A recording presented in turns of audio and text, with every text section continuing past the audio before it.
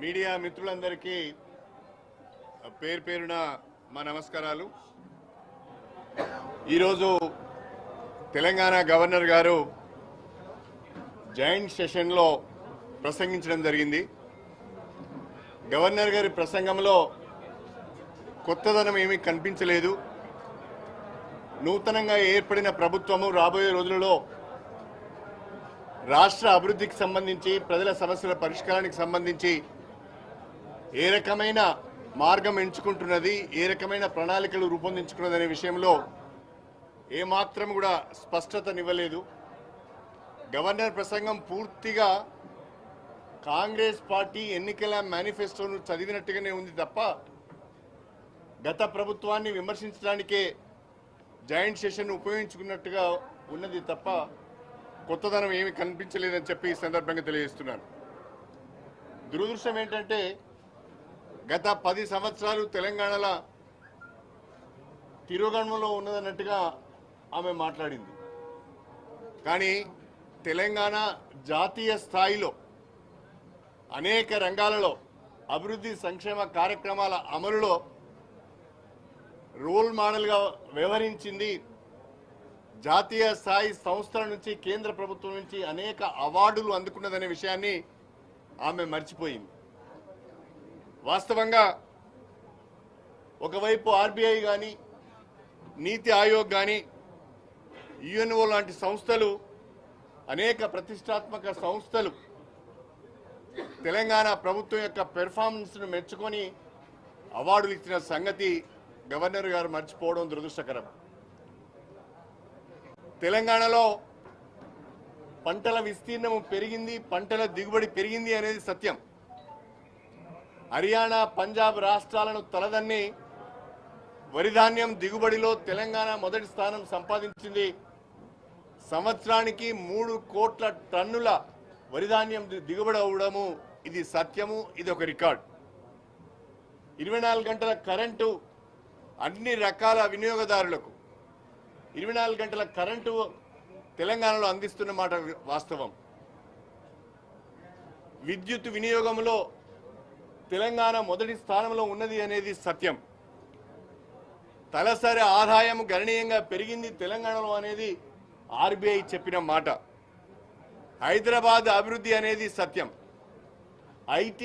IT ఉత్పత్తుల ఎగుమతిలో కూడా హైదరాబాదు ఒక బ్రహ్మాండమైన అభివృద్ధిని సాధించింది అనేది సత్యం। పట్టణ సుందరీకరణ అనేది ఒక సత్యం। స్టేట్ ఓన్ ట్యాక్స్ రెవెన్యూస్ను పెంపొందించుకోవడంలో, అభివృద్ధి చేసుకోవడంలో తెలంగాణ నెంబర్ 1 అనేది ఆర్బీఐ చెప్పిన మాట సత్యం।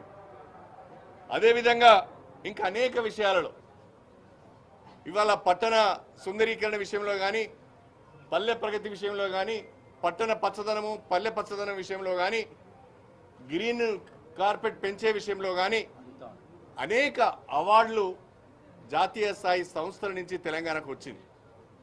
ఇవన్నీ వారు చెప్పడం మర్చిపోయి వారు గవర్నర్గా గతంలో ఏం మాట్లాడారు, ఇప్పుడు ఏం మాట్లాడారో ఒకసారి సమీక్ష చేసుకుంటే బాగుంటుంది। గత ప్రభుత్వము గత 10 ఏళ్లలో రిప్రెషన్ కొనసాగింది అని చెప్తున్నారు। గవర్నర్గా ఆ మాట వారు చెప్పడం సరి అయింది కాదు, వారికి శోభ కూడా ఇవ్వదు అని చెప్పి ఈ సందర్భంగా తెలియజేస్తున్నారు। ప్రజలందరూ ఏదో లిబరేట్ అయినట్టుగా సంతోషపడుతున్నట్టుగా వారు మాట్లాడడం కూడా సరి అయింది కాదు। తెలంగాణ ప్రజలు పోరాటం చేసి కేంద్ర ప్రభుత్వం యొక్క మెడలు వంచి కాంగ్రెస్ పార్టీ అధికారంలో ఉన్న కాంగ్రెస్ పార్టీ పైన ఒత్తిడి తీసుకువచ్చి కాంగ్రెస్ పార్టీ మెడలు వంచి తెలంగాణ సాధించుకున్నారు।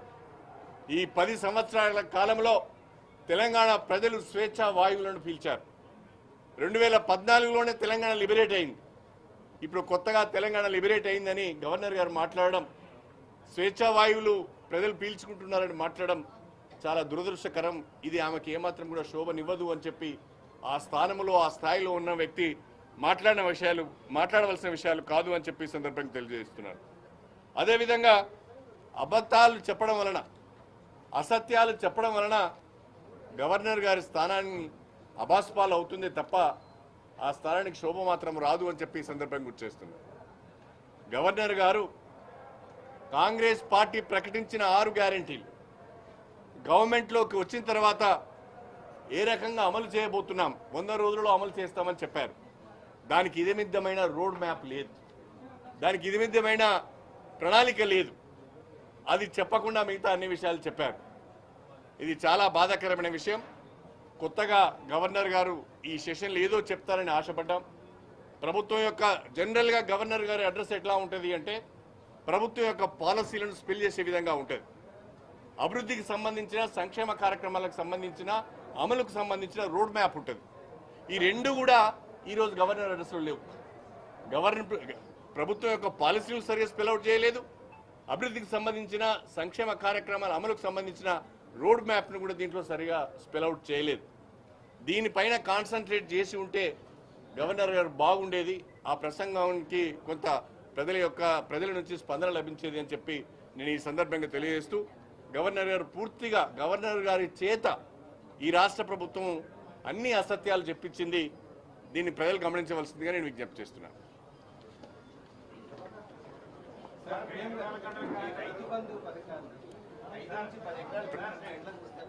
ప్రధానంగా ఈ యొక్క గవర్నర్ ప్రసంగంలో రైతు బంధు ప్రస్తావన, మన దళిత బంధు ప్రస్తావన లేదు. దళిత బంధు గురించి ఒక వర్డ్ కూడా రాయలేదు దీంట్లో. అదేవిధంగా నేను ఒకసారి ప్రస్తుతం ఉన్న ముఖ్యమంత్రి రేవంత్ రెడ్డి గారి ప్రెస్ మీట్ చూశాను. వారు ఏమన్నారంటే, మీరు మీ పంటలను అమ్ముకోకండి, మీ ధాన్యాన్ని అమ్ముకోకండి, కాంగ్రెస్ గవర్నమెంట్ వచ్చేదానికి ఆగండి, ఆ తర్వాత మేము ప్రతి క్వింటల్ కూడా 500 రూపాయలు బోనస్ ఇచ్చి కొనుగోలు చేస్తామని చెప్పారు. దానికి సంబంధించిన ప్రస్తావన కూడా లేదు. దళిత బంధు ప్రస్తావన లేదు, పంటలకు బోనస్ ఇచ్చి కొనుగోలు చేసే ప్రస్తావన కూడా దీంట్లో లేదు. అంటే కాంగ్రెస్ ఇచ్చిన హామీల నుంచి అప్పుడే పలాయనము చిత్తగించినట్టుగా భావించవలసి వస్తున్నది.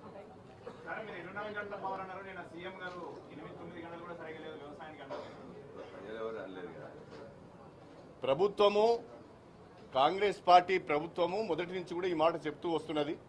కానీ రైతుల దగ్గర నుంచి కానీ, ప్రజల దగ్గర నుంచి కానీ మాకు కరెంటు అందుబాటులో లేదు అనే ఒక కాంప్లైంట్ కానీ, ఒక ధర్నా కానీ, ఒక కార్యక్రమం కానీ ఏనాడు కూడా జరగలేదు, మేము చూడలేదు.